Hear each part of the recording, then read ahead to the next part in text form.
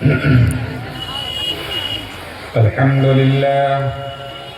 لله نحمده ونستعينه ونستغفره ونؤمن به ونتوكل عليه ونعوذ بالله من شرور أنفسنا ومن سيئات أعمالنا من يهد الله فلا مضل له ومن يضلل فلا هادي له ونشهد أن لا إله إلا الله وحده لا شريك له ونشهد أن سيدنا ومولانا محمدا عبده ورسوله فأعوذ بالله من الشيطان الرجيم بسم الله الرحمن الرحيم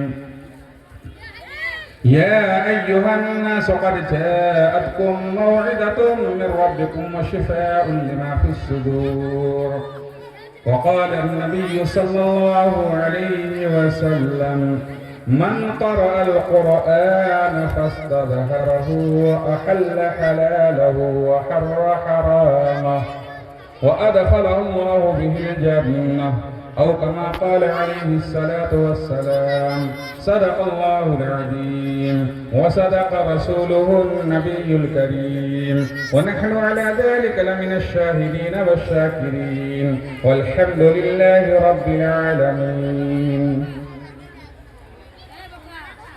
ایک مرتبہ درود شریف پڑھ لیں. میرے محترم بزرگوں، دوستوں اور پردہ نشین میری مائیں اور بہن، گزشتہ بھی میری بات چیت مشن پور میں ہوئی تھی. وہاں پہ بھی میں نے دیکھا تھا کہ تعداد کے اعتبار سے وہاں پر بھی میری مائیں بہنیں بیٹھی ہوئی تھی اور میرے بھائی بہت کم تھے. آج بھی میں دیکھ پا رہا ہوں کہ میری مائیں بہنیں بہت مستعد ہو کر بیٹھی ہوئی ہیں. اللہ تعالیٰ ان کے بیٹھنے کو بے انتہا قبول فرمائے. اللہ تعالیٰ ان کے بیٹھنے پر خوش ہو کر ان کی نسلوں میں اللہ تعالیٰ حافظ قرآن رکھا.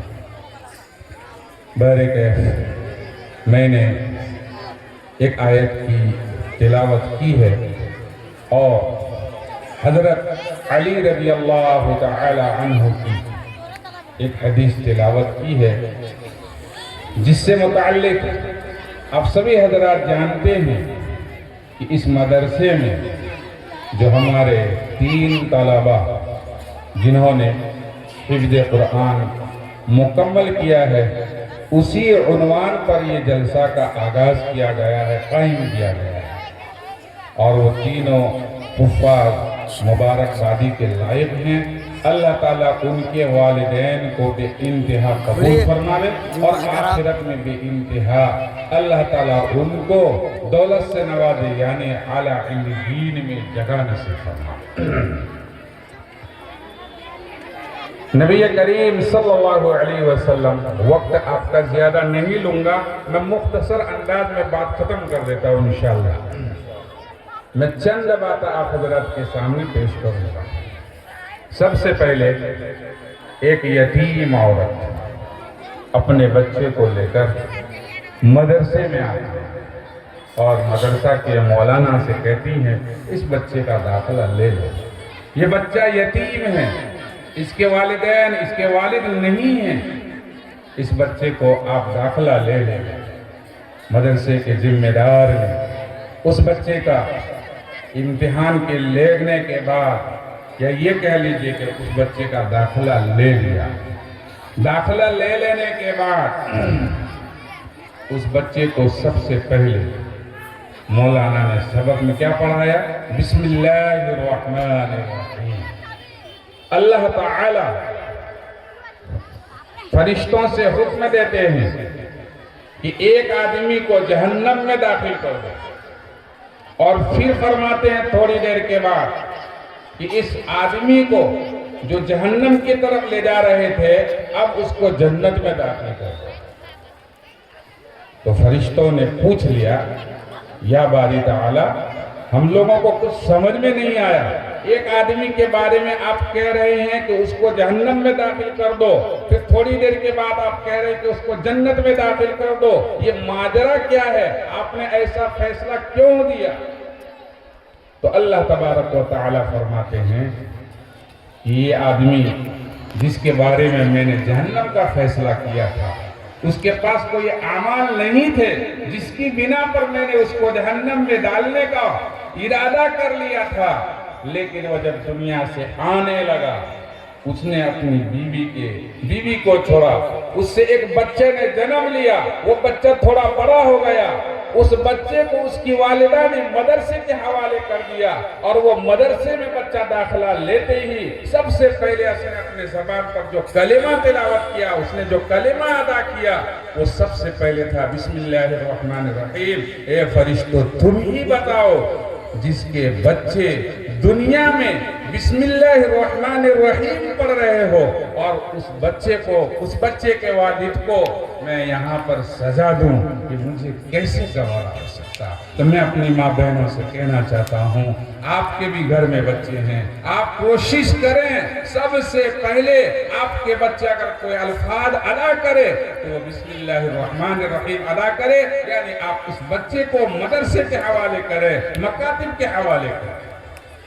بہرکیف میں نے جو حدیث تلاوت کی اس کے اندر نبی کریم صلی اللہ علیہ وسلم فرماتے ہیں، حضرت علی رضی اللہ تعالی عنہ کی حدیث ہے، راوی ہیں، فرماتے ہیں کہ آپ صلی اللہ علیہ وسلم نے فرمایا، من قرأ القرآن، جس نے قرآن کو پڑھا، فاستظہرہ اور واستظہرہ، دونوں طرح کے الفاظ آتے ہیں روایت کے اندر۔ اس کا ترجمہ یہ ہوتا ہے کہ جس نے قرآن پڑھا اور پڑھ لینے کے بعد اس کو یاد کر لیا، جیسا کہ ہمارے آج 3 حافظ صاحب قرآن کو مکمل کر چکے ہیں، وہ اسٹیج پر موجود نہیں ہے لیکن اس کے ہی بزم میں یہ سب کچھ سجایا گیا ہے۔ تو بہرکیف اللہ کے رسول صلی اللہ علیہ وسلم فرماتے ہیں، جس نے قرآن کو پڑھا اور اس کو یاد کیا، فاستظہرہ، اس کا مطلب ہوتا ہے کہ اس کو یاد کیا۔ تو میں بھی حافظ صاحب سے کہوں گا، جو حافظ یہاں پر موجود ہیں، چاہے وہ اس مدرسے کے پڑھنے والے ہو یا دوسرے حافظ موجود ہو، ان کے بارے میں یہ کہوں گا کہ ان کو قرآن کی تلاوت کرتے رہنا چاہیے، اور کم سے کم 3 پارہ تو روزانہ ضرور تلاوت کرنی چاہیے۔ اور میں میری ماں بہنوں سے ضرور کہوں گا کہ وہ اپنے گھر کے کام کاج میں رہتے ہوئے کم سے کم 1 پارہ تو تلاوت ضرور کرے، جن کو قرآن پڑھنا آتا ہے، اور جن کو قرآن پڑھنا نہیں بھی آتا ہے، نبی کریم صلی اللہ علیہ وسلم فرماتے ہیں، روایت ہے کہ اگر کوئی شخص قرآن پڑھنا نہیں جانتا ہے، وہ اس میں تتلاتا ہے، یعنی پڑھنے میں محنت کرتا ہے یا کرتی ہے، تو اللہ تعالیٰ ان کو ڈبل اجر دیتے ہیں۔ ایک تو اس کے تتلانے کا، یا یہ کہ وہ محنت کرنے کا، جن کو جہد کرنے کا اور پڑھ لینے کا، اس کو دوہرا اجر دیا جاتا ہے۔ تو میں کہنا یہ چاہتا ہوں کہ اگر آپ میں سے بھی اگر کوئی قرآن نہیں پڑھ سکتی ہیں تو کم سے کم قرآن کھول کر اس کو دیکھے تو صحیح۔ لکھا ہوا ہے کہ جس کے آنکھوں کی روشنی کمزور ہو گئی ہو، وہ اگر قرآن کو کھول کر دیکھتا ہے تو اللہ تعالیٰ اس کے دیکھنے کی وجہ سے اس کی آنکھ کی روشنی کو بڑھا دیتے ہیں۔ سبحان اللہ۔ تو بہرکیف اللہ کے رسول صلی اللہ علیہ وسلم فرماتے ہیں، فاستظہرہ واستظہرہ، اس نے اس کو یاد کیا۔ ہم لوگوں کو حضور صلی اللہ علیہ وسلم سے محبت ہے نا، تو جو حضور کو محبت کی جس چیز سے، اسے ہمیں بھی محبت ہونی چاہیے کہ نہیں ہونی چاہیے؟ اللہ کے رسول صلی اللہ علیہ وسلم فرماتے ہیں، حبب من دنیاکم ثلاث، مجھے دنیا میں سے 3 چیزیں محبوب تھی۔ تو دعا کریں کہ اللہ تعالی ہم لوگوں کو بھی وہ 3 چیزیں عطا کر دے، جو حضور کی پسند وہ ہماری پسند بن جائے۔ اللہ کے رسول صلی اللہ علیہ وسلم فرماتے ہیں، مجھے دنیا میں سے 3 چیزیں ایسی ہے جو میرے نزدیک بہت محبوب ہے۔ آپ سبھی حضرات سے میں درخواست کروں گا کہ آپ ارادہ کر لیں کہ جو حضور کی پسند تھی وہ ہمیں بھی پسند ہو۔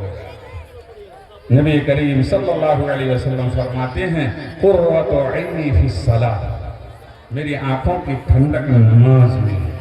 میری ماں بہنیں یہاں پر بیٹھی ہوئی ہیں، جو نماز پڑھ رہی ہیں وہ قابل مبارک ہیں، وہ مبارکبادی کے لائق ہیں، لیکن جو نہیں پڑھ رہی ہے ان سے میری درخواست ہے کہ وہ نماز پڑھے۔ نبی کریم صلی اللہ علیہ وسلم فرماتے ہیں دنیا کی 3 چیزیں مجھے پسند ہے، ان میں سے پہلی چیز کیا ہے؟ نماز ہے۔ آپ صلی اللہ علیہ وسلم فرماتے ہیں قرۃ عینی فی الصلاۃ، میری آنکھوں کی ٹھنڈک نماز میں ہے۔ دوستو اور میری مائیں بہنوں، اللہ کے رسول صلی اللہ علیہ وسلم کو نماز پڑھنا پسند تھا۔ آج ہم لوگ ہیں کہ تھوڑی تھوڑی باتوں میں رہ کر نماز کو چھوڑ دیتے ہیں۔ دوسری چیز نبی کریم صلی اللہ علیہ وسلم کے نبی جو محبوب تھی وہ کیا تھی؟ اطیب، خوشبو۔ اور تیسری چیز نبی کریم صلی اللہ علیہ وسلم کو کیا پسند تھی؟ المرأۃ الصالحہ، نیک صالح عورت۔ اور گزشتہ ہفتہ میں نے آپ کو فرمایا تھا، کہا تھا عورتوں کی 5 صفات میں نے جو نیک صالح عورتیں ہیں ان کی 5 صفات میں نے آپ کے سامنے ذکر کیا تھا۔ فَاسْتَظْهَرَهُ وَأَحَلَّ حَلَالَهُ، اور وہ جس نے قرآن کو حفظ کیا اور اس کو یاد کیا اور قرآن کے احکام کے مطابق زندگی گزاری، یعنی جس چیز کو قرآن نے حلال قرار دیا اس کو اس نے حلال جانا، اور جس کو قرآن نے حرام قرار دیا اس کو اس نے قرآن کو فرمانے کے بعد حرام جانا۔ فَأَحَلَّ حَلَالَهُ وَحَرَّمَ حَرَامَهُ، اللہ کے رسول صلی اللہ علیہ وسلم فرماتے ہیں کہ اللہ تعالیٰ ایسے حافظ کی وجہ سے اللہ تعالیٰ 10 آدمی کو جس کے بارے میں جہنم کا فیصلہ ہو چکا ہوگا، ایسے 10 آدمی کو اللہ تعالیٰ جنت میں داخل فرمائے۔ تو کتنا بہترین سودا ہے کہ اگر ہم ایک بچے کو حافظ قرآن بنا لیتے ہیں، اس ایک بچے کے حافظ قرآن بن جانے کی وجہ سے اللہ تبارک و تعالی 10 ایسے آدمی کو جنت میں داخل فرمائیں گے جس کے بارے میں اللہ کے رسول صلی اللہ علیہ وسلم فرماتے ہیں کلہم وجبت لہم النار، جس کے لیے جہنم کی آگ کہہ لیجئے واجب ہو چکی ہے۔ ایسے لوگوں کو اللہ تعالیٰ 10 آدمیوں کو ان کی سفارش کی وجہ سے جنت میں داخل۔ میں موٹی موٹی باتیں کر رہا ہوں۔ دوسری جگہ نبی کریم صلی اللہ علیہ وسلم نے فرمایا، کیا فرمایا؟ اللہ تبارک و تعالیٰ سے قرآن کہے گا، کیا کہے گا؟ اے اللہ، قرآن پڑھنے والے کو حلی، آپ ان کو جوڑا دے دیجئے، تاج پہنا دیجئے۔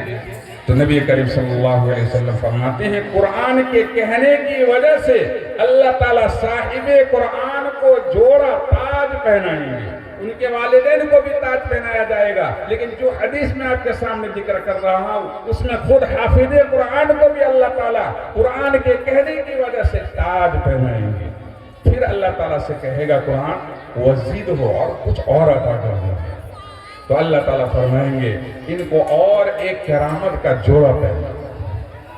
پھر قرآن کہے گا اے اللہ کے رسول، اے اللہ تبارک و تعالیٰ ان کو اور مزید کچھ عطا کر دیجئے، تب میں راضی ہوں گے۔ اس طرح کے بھی الفاظ آتے ہیں۔ تو اللہ تعالیٰ فرمائیں گے کہ جاؤ، میں اس سے ہمیشہ ہمیشہ کے لیے راضی ہو گیا۔ یہ بھی ایک حدیث ہے۔ تو پتہ کیا چلا؟